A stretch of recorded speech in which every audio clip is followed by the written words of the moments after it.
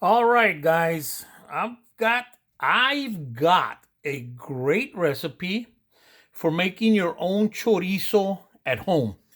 I know sometimes you buy or I buy chorizo and at the store, and it's either super greasy or it's um, too spicy or it's the cheap kind and it has no flavor. So I'm going to teach you how to make a great chorizo. The recipe comes from the state of Guerrero, Mexico. I'm going to write down the recipe. That way you can see it, and maybe you put it on pause and you write it down. So give me 1 second. I'm going to continue writing this down. Okay, I've got seis chile guajillos. I'm going to add 4 chile de árboles to give it a little spice. You don't have to add the chile de árbol. You're still going to get a great chorizo flavor. No tienes que añadirle chile de árbol si no quieres picante. De todos modos, va a salir un sabor riquísimo de chorizo. Yo le voy a añadir un chile ancho. Voy a añadir de 15 a 20 bolitas de pimienta negra. 15 to 20 black pepper pods or seeds, whatever you want to call them. Como les quieran decir. 5 clavos. Aquí tengo 5 clavos. Una buena cucharadita de orégano. Y como un cucharón y medio, un cucharón de ajo. Lo que es el equivalente a 3 ajos chapeaditos. This is a nice heaping tablespoon of minced garlic. I'm trying to equal about 3 garlic cloves, okay? It's a nice heaping teaspoon of oregano, your 5 cloves, 15 to 20 black pepper pods, 1 chile ancho. What I'm going to do is I'm going to put the guajillos and the ancho in the oven just for a couple of minutes because I want them completely dry, because then I'm going to put them in my Walmart Barrio bullet. This is the Barrio version of the bullet. And it works great for grinding. These are only $9 at Walmart. You gotta get one. So I'm gonna dry these peppers. Oh, here's the ingredients. If you guys want to pause it here, 6 chile guajillo, 1 chile ancho. For spicy, you can add 3 or 4 chile de árbol, or if you want it spicier, you can add other hot peppers. Si lo quieres más picante, le puedes echar algún otro picante aparte del chile de árbol. If you don't want it spicy, don't add chile de árbol or any other hot stuff. Si no lo quieres picante, no le eches chile de árbol. Un cucharón de orégano, de 15 a 20 bolitas de pimienta, 15 to 20 black pepper pods, 3 dientitos de ajo, 3 garlic cloves, 3 garlic teeth or whatever, and 4 o 5 clavos. All right? I forgot to add that I de-seed the peppers. Se me olvidó decirles que yo le saco las semillas a los pimentones, al guajillo y al ancho. A veces estos anchos y estos guajillos a veces te salen un poquito picantes. So, para asegurar que no tiene picante, pues yo le saco las semillas y las venas antes de secarlos. Al chile ancho, al chile de árbol, no le voy a sacar nada porque lo que estoy buscando es picante, pero a mi medida. So, a eso no le saco ni las semillas ni nada. I don't take the seeds out of the chile de árbol because what I'm looking for now is to add my own spice, measured.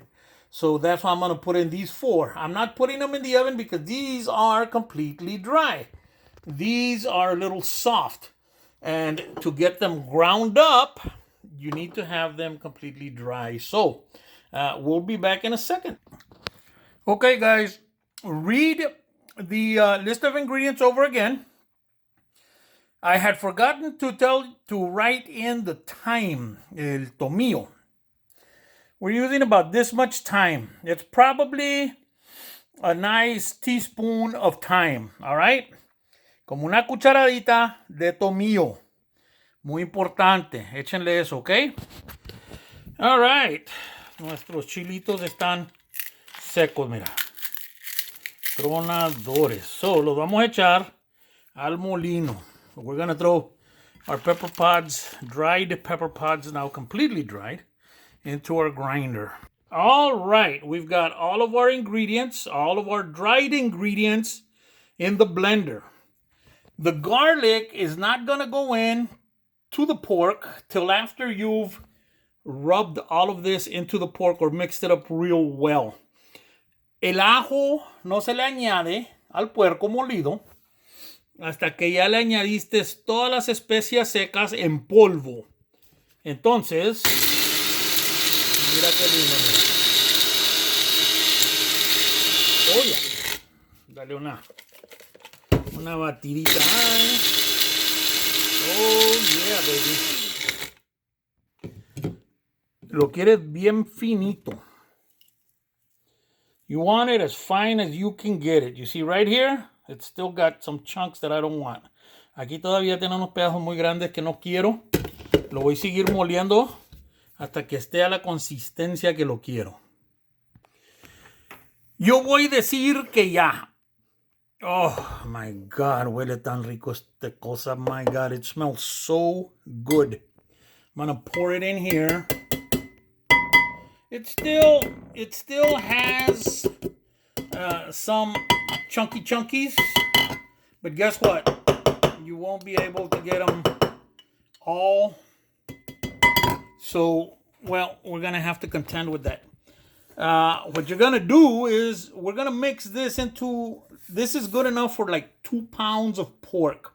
You could maybe even do 2.5 pounds with this, but it just depends how weak you want that flavor.